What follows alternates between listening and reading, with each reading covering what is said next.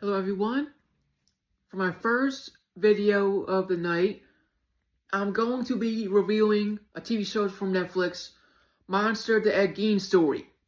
And I know there's like a mini series based on this, but Ed Gein was the first one I watched, and it was very unique in its own way in my opinion. But before I go into that review, first and foremost, this show doesn't hold anything back once it comes to the content, but also holds true to what he did while alive and basically the legacy he left behind to other killers and to crazy people that wanted to look into a story and change it in their own perspective. So that's the tip I can give. And this can't be seen with kids. That's all I'm going to say. With that out of the way, ladies and gentlemen, first and foremost, I want to say thank you to everybody. Without all of you, I wouldn't be here. So I'm really grateful for the support, and may God bless you all for that. So thank you. And if you're new to this channel and want to sub, of course on your own will, my channel is at History Buff 2.0. You can't miss it.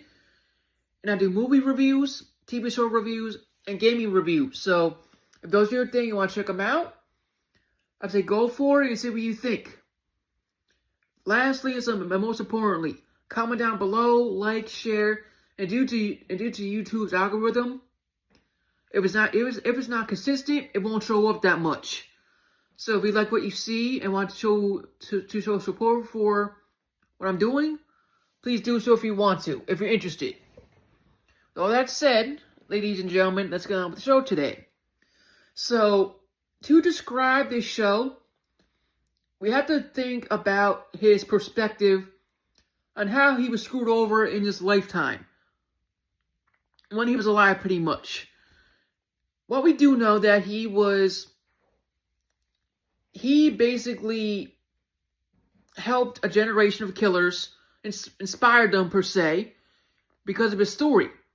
And his story is unique because no one knew during that time period of schizophrenia. No one knew how to treat it. No one knew what it was. He was seeing stuff left and right, killing people. And he was betrayed multiple times.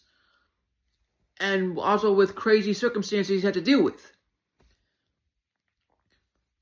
And of course, based on the show, I don't know all things about Ed Gein, but what I do know is that he wasn't right in the head, obviously, because he grew up in a messed up family, and he had crappy genes, and his brain got affected in a lot of ways also.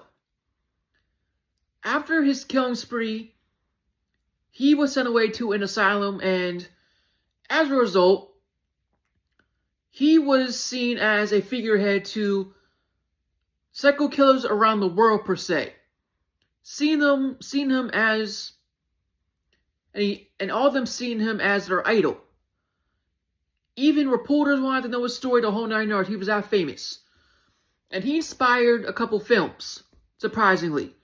And I did not even know this. He basically inspired Psycho and the Texas Chainsaw Massacre, the OG one.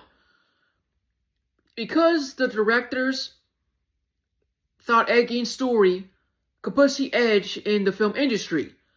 And a lot of people didn't take to it because of the content. But after a while, they were unbanned in certain countries and certain places. And now they're seen as cult classics.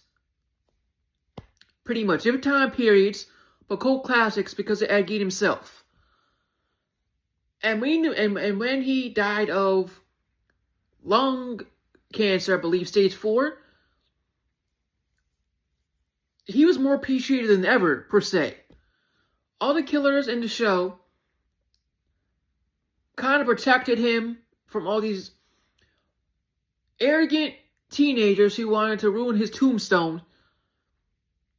Even though he was crazy, but towards the end of the day, he was a person. And he gained a lot of respect to those who understood him fully. And those who didn't understand him was judged, ridiculed, called names, the whole 9 yards. Same thing for people today who support causes, and people don't understand why those people don't support those causes. If it involves politics or religion or whatever.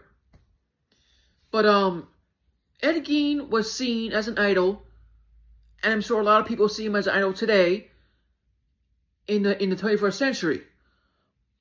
And his story, among other people, was seen as an idol lesson to not be ignorant and understand that person and why they do things as they do. Not be prejudged by a book, not be judged by the cover. I may have gotten that analogy wrong or misworded it, but you get where I'm going with this. The lesson I got from this show was, granted, he was a sick fuck, down to a certain extent, but he was a person at the end of the day, and he was diagnosed with, again, that disease, schizophrenia, and people didn't know about this until way, way later. And as a result from that, people lost their lives and everything, and if he was treated sooner and everything was done differently, those people would have been alive today. Pretty much. So, and those families wouldn't have been affected. But long story short, as a horror fan and as a crime fanatic per se here and there, I just found it fascinating, but also sickening to my stomach part of the time because of the content. What Ed Gein did, and what parts he collected, and everything else. But, yeah, that's what I think about it. Some of you might think differently about it, but that's okay. I'm not here to judge. I'm just here to explain my thoughts about the show itself. So, with that said, if you are a horror fan and a horror critic, want to see something unique that you never heard about this guy, just be prepared to be change-minded, per se, and not eat for a little while, of course, after seeing the show, because of the content itself. What Ed Gein did as a whole, and his legacy, and what he left behind. With all that said, thank you all again for the love and support. I greatly appreciate it, so thank you very much. May God bless you all. Stay safe, and if you're new to this channel and you like what you see, please sub down below. May God bless you all, and stay safe.